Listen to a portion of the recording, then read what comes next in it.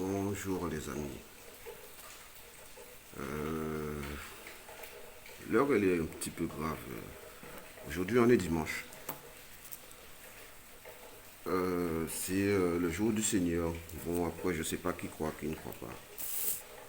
Mais d'après leur dire, d'après tout ce qu'on suit là, hier j'ai balancé une vidéo pour essayer de sensibiliser les gens aux petits risques qu'on a via le coronavirus. Quand ils nous disent 80% de la population sera touchée, on est 380 000, 400 000 personnes en Guadeloupe, par exemple. On a un hôpital qui ne fonctionne pas réellement, donc on n'a pas d'hôpital. On a une polyclinique qui apparemment ne veut pas déprogrammer ses opérations sur peine d'être payé. Je voudrais dire à tous ces médecins-là que s'ils ont mort, ils ont payé toucher l'argent encore. Médecins ou pas, il y a des médecins qui meurent. En Italie, ils en ont enterré 14. Vous ne savez pas qui est-ce que vous avez déjà côtoyé. Celui que vous opérez, si vous ne l'avez pas testé, ça se peut qu'il est porteur du virus, donc vous aussi, vous allez mourir. Donc, moi je suis en Guadeloupe, donc en Capaliba, pour mes citoyens à commune à moi, que c'est maire moi, qui lui de peut-être pas les bas président de région, augmentez vos ambitions. Président de région, nous chalus, ou c'est maire à chien la rue, frère. Mais là, quand on regarde, on a interloqué, il est différent, on a parlé. On a parlé comme Malinois. On a eu ce chien créole qui est en Guadeloupe. Malinois, c'est chien qui dressé. Ce chien blanc jamais été là pour mettre l'autorité sinéque, frère. Pourquoi décevoir nous, c'est mal. Alors qu'il est là, il faut tenir la prétention d'être premier préfet. Nègre en Guadeloupe, mon pote. Mais au lieu de ça, on a collé de rester 6 heures à Kazan. Mais entre-temps, il y a des gens qui ont fait pour ça, il y a des gens qui ont resté dans des bâtiments. C'est-à-dire que c'est mon ça, ni la petite mamie, un exemple en Kabazote.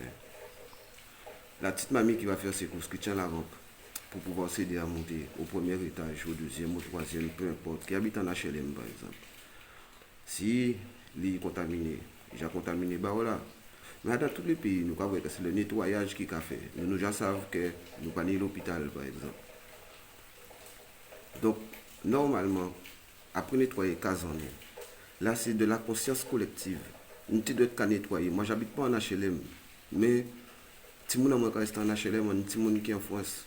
Donc ça c'est un message pour tous les Français. On n'habite pas en HLM certes, mais les cages d'escalier, l'ascenseur que vous utilisez, les rampes, la petite dame de ménage qui a l'habitude de passer, eh ben, elle est confinée comme vous. Donc au final de compte, si chacun pouvait faire un petit groupe WhatsApp dans son propre bâtiment, dans son propre immeuble, que nous rendions collectif le nettoyage de là où nous vivons même, c'est-à-dire qu'à l'heure qu'il est, eh ben, l'État ne sera pas assez réactif pour pouvoir nettoyer. Et il faut commencer par nettoyer pour pouvoir désinfecter, pour pouvoir ralentir encore plus la surcontamination. Parce que tu as beau te nettoyer les mains, ceci et cela, une fois qu'on va manier en bitin, ça reste sur les métaux, ça reste sur les clés, ça reste sur tout ce qu'on touche pendant des heures et des heures, des jours et des jours, parce que nous avons remanié après. Donc ça a toujours resté activé. Donc moi je dirais au lieu de parler des problèmes, qu'il faut agir avec de vraies solutions. Et là, il faut commencer à se bouger les fesses réellement. Si nous pas nettoyer, là nous qu'à vivre. L'État qui vient juste nettoyer les corps qui sont dans les bâtiments, désinfecter, parce qu'il y a des nettoyeurs qui viendront pour ça. Et retirer nos corps, tout incinérer et mettre d'autres butins en place. Et la nature n'aime pas le vide. C'est ça le butin qu'on peut dire. Donc ça commence à chacun ses soirs. Déjà. Mais des fois, on habite en collectivité. Il y en a qui habitent en HLM, ceux qui ont des maisons individuelles ou autres, ça je ne sais pas. Chacun, on a un endroit où on est confiné. Il va falloir le nettoyer. Donc là, moi je suis qu'une seule voix, mais nous plusieurs Guadeloupéens. Donc je demande à ce que ceux qui le peuvent, ceux qui ont la parole, ceux qui reçoivent le message par WhatsApp ou X ou Y, moyen de communication, qu'il serait bien de faire remonter que, eh bien, on a des magasins de bricolage qui sont fermés. On a des sociétés qui produisent des produits bio pour pouvoir désinfecter parce que il ne suffit pas de mettre des produits désinfectants à tirer l'arigot et puis polluer encore plus la planète, ni des produits qui sont désinfectants, qui sont bio, qu'on pourrait pulvériser, c'est-à-dire même sans être des professionnels. Les professionnels peuvent donner des cours par visio. Combien d'entre nous avons déjà regardé un tuto pour pouvoir réaliser du carrelage ou je ne sais trop quoi qu'on sait nous vendre? Donc ces magasins de bricolage-là, un pulvérisateur, afin d'aider à désinfecter nos espaces de confinement propre serait bien à mettre en place de manière urgente en Guadeloupe ou n'importe où. Parce que en vérité, c'est un problème qui est mondial. Et à l'heure qu'il est, c'est pas en restant confiné qu'on va combattre la maladie. Il faut commencer à nettoyer autour de nous pour pouvoir repousser la maladie à l'extérieur et là où elle doit aller, c'est-à-dire hors de chez nous et hors de nos vies. Parce que ceux qui nous l'ont donné savent comment l'éliminer. Et là, 80% de la population, pour faire simple, imaginons un billet de 100 euros. Si on retire 20% les 20% de 100 euros qui représente 20 euros. Donc, ni 80 euros. Donc, si on a 100 euros en main, on prend 80 euros aussi. Quand reste 20 euros. Donc, par restant le monde. Sur 100 personnes, ça veut dire qu'il y a 80 personnes qui peuvent être atteintes. Les 20 qui restent en suspens, par exemple, si vous atteint, si vous pas atteint, si vous vivez, si vous vivez. Mais on est 80 dedans. En Guadeloupe, en plus du chlordécone, nous avons toute qualité de problème de santé. Soit qu'on soit déjà au courant, ou on n'est pas au courant. Donc, je ne veux pas inquiéter les gens. Mais c'est bon de faire les petits plaisantins à ceci, cela, à faire des vidéos inutiles, à faire des mix, à rester chez nous. Nous savons faire des grosses soirées pour nous payer rouler en la boue, pour nous payer voyer, on pas que habiter chez nous, pour nous payer habiter. Mais là, quand il s'agit de se nettoyer, on est tous confinés chez nous.